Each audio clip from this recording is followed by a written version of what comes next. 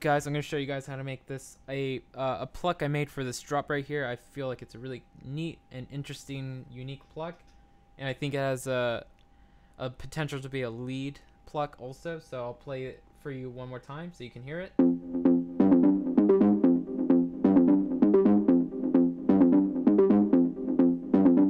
So that's what it sounds like being played in a. Hold on, let me make a little bit. Let me consolidate these notes. So I'm playing this around the second octave, so around C2, around there. I'm gonna bring it up an octave so you can hear what it sounds like in a higher octave, so around C3. So that's a very cool sound right there. I like it. Let me hear what it sounds like in the song. Holy shit, I think I like it more in the higher octave, but whatever, I'm not going to get into that. So the only thing you might need for this is the wow filter. If not, you can use a normal filter and a distortion plugin of your choice. All the wow filter here is doing is just, you can go ahead and copy this now on your channel, so just add in Sylenth, add in this wow filter right now because I'm not going to turn it off, so that way you guys are matching the same sound as me. So it's just a high pass at 24 dB. The overdrive is around where 90 would be on this scale of 0 to 100. Reso is around 80, I would say. And the cutoff here looks like it's pointing at 300, but slightly under it, slightly. And the modulators are doing nothing here. The mix is at 100, and our master is at 0. So what you should have without the wow filter is probably this. And with it, so you can see that the wow filter is very essential to this sound, but again, you can use a filter, like any filter will do. Just cut it off or high pass it around 300 hertz and have a really high reso peak. So that way, I guess I can demonstrate it right here. So you might want to cut it off like this, pretend this is the filter, I know it's an EQ, and you want to bring your reso or your Q point kind of high like that, so when you cut it off, it'll look like that. So you're going to cut off the low frequencies with the filter if you're not using the wow filter, and it'll kind of be like that. Maybe this is an exaggeration, but just so you guys get the point, that's what I'm talking about. And then you can distort it with whatever you want or saturate it to get that little nice crunch. I would recommend Camel Crush. It's a free plugin by Camel Audio. Let me see if I have it somewhere here. So yeah, you can get this plugin. It's free. You just go to their website, camelaudio.com. It's a free plugin. It's really good for distortion. I use it on a lot of things. It's how I make certain big distorted kicks. That's a good way to do that.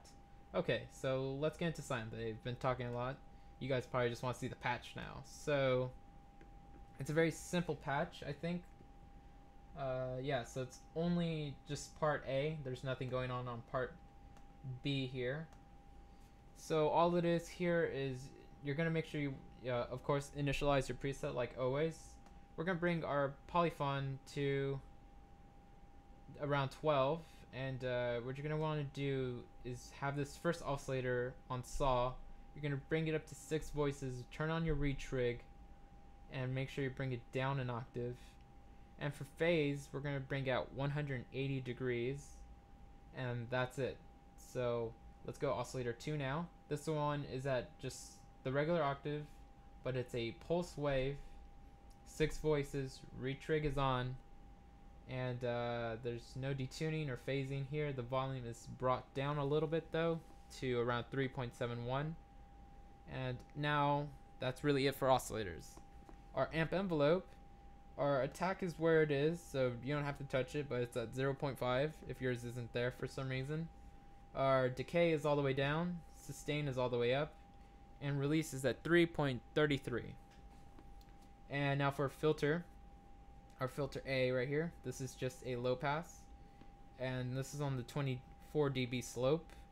Our drive is all the way down, our reso is all the way down, and our cutoff is at 146 hertz. And this filter control right here is just all the way down on all these, so it's not really doing anything. This is really our filter control right here. And let's see. Then I went into the mod envelope area and I just clicked on this green box to select the cutoff A and B, and I brought the knob right next to it, the left of it, to around 7.05. So then I took the attack, it's all the way down. Decay is at 4.37. Our sustain is all the way at 0. Release is at 5.440. So that's really it. Very simple sound, like I said. You can add delay and reverb, of course, and I like it on this sound, so I like my delays to, I always kind of use the similar delays. So my left side is typically always on the 1/8 D, and my right side is on the 1/8 delay. So that's really what I do there. It's also a good idea to low cut your delays also, so that your delays are not all over the frequency spectrum. And maybe if you want to high cut it as well, but you don't really have to do it. You really just want to cut the lows. I don't know why I forgot to do that.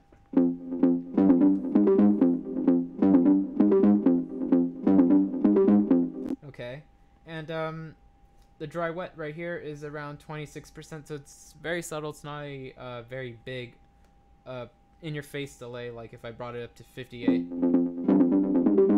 Obviously that's overdoing it in some cases, so around 26-24%. Just so it's very subtle, but it's still there, because without it you can feel the loss of it. And then with it, it just gives it a little bit of more of a bounce that you don't really notice, but you feel. And for reverb, everything's kind of where it's at. I think I dampened it a little bit, so our damp right here is at 6.67. Let's see, everything's pretty much where it is. Dry wet again, 23%, just because I want to be subtle with the reverb. The Sylenth reverb isn't the best reverb in the world, but it does have, it's actually really, it's kind of a bad reverb, but it works because so many people use Sylenth, and people are so used to that Sylenth sound that it's just it's a bad reverb, but it sounds good in a weird way. So that, whatever your opinion is on that, whatever, that's mine. You don't have to agree with that, but I do like using this reverb despite it not being the best reverb, obviously. So whatever. That's really how I got this Pluck right here, and if you're wondering what this is just me cutting some low frequencies out of this because I don't want it to clash and muddy my mix up. And this is just a little bit sidechaining compression, so I'm just sidechaining my kick, one of my kicks through this. And if you don't know how to do this, you just click on this little arrow to expand your compressor in Ableton or whatever you're in. Well, that's the Ableton stock compressor, so whatever. And my parameters here are just very quick attacks, so I quickly grab the sound when it's sidechaining. So if I had it around here, it would take 11.4 milliseconds for the sidechain compressor to grab the sound and pull it down to the threshold and whatever. It's kind of a little bit of a mid release. It's not a long release, but it's not a short release either. It's 56 milliseconds. Ratio is around 3, and this is on the F1 model. If you're in another compressor, don't even worry about it. Just that's just this compressor right here. This is just kind of the type of compressor it mimics or whatever. I'm not too sure what it was. And make sure you're on peak. You can have it on opto. That just, it's kind of different circuitry and stuff, but it's on peak right here. And my threshold is around 14 dB, negative 14 dB. So as you can see, there's quite a bit of gain reduction there, but it's needed, because without it, in the song, it's gonna, and with it, so there's only a few reasons why you would ever want a sidechain, and these are my reasons. One, for control, so you control the sounds and keep your mix clean. 2, for effects, so you want that obvious sidechaining pumping effect, and you want that effect. That's when you bring your threshold like all the way down, so it just does this hard.